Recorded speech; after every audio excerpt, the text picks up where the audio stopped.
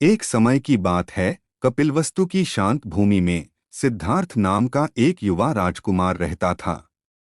उनका जन्म विलासिता और विशेषाधिकार में हुआ था। उनके प्यारे पिता राजा शुद्धोदन ने उन्हें जीवन की कठोर वास्तविकताओं से बचाया था। अपने चारों ओर व्याप्त ऐश्वर्य के बावजूद सिद्धार्थ को अपने हृदय में गहरी बेचैनी महसूस हुई।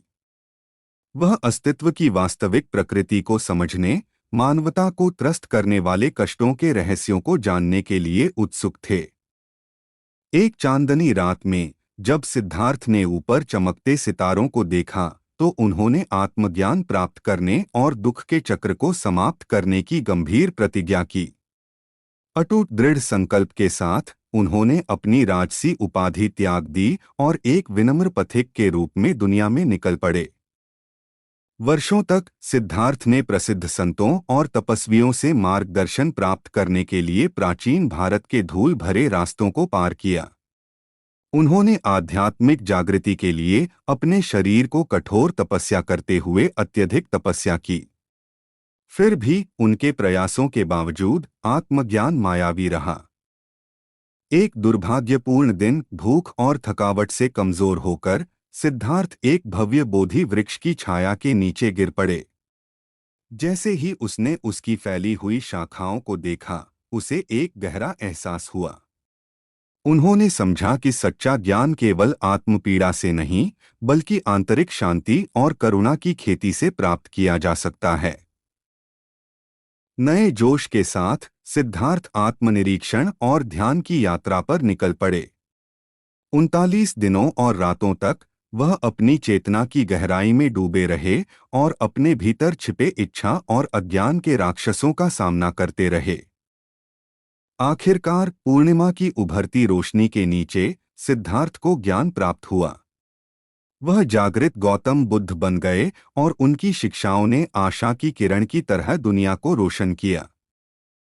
उस दिन से बुद्ध ने अपना जीवन दूसरों को ज्ञान और करुणा के मार्ग पर मार्गदर्शन करने के लिए समर्पित कर दिया।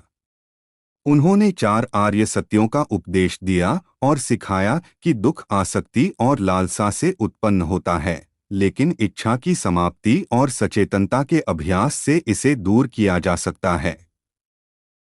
एक दिन जब बुद्ध पास के एक गांव की हलचल भरी सड़कों से गुजर रहे थे, तो उनका सामना एक गरीब आदमी से हुआ जो गठिया की पीड़ा से कराह रहा था।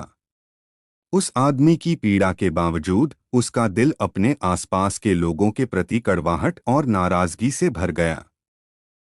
बुद्ध के शब्दों से प्रभावित होकर उस व्यक्ति का हृदय नरम हो गया और शांति की एक नई भावना ने उसके अस्तित्व को ढक दिया।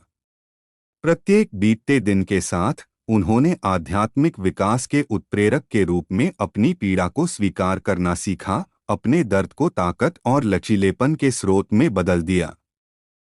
बुद्ध और गठिया से पीड़ित व्यक्ति की कहानी दुख से उबरने की करुणा की शक्ति की एक शाश्वत याद दिलाती है।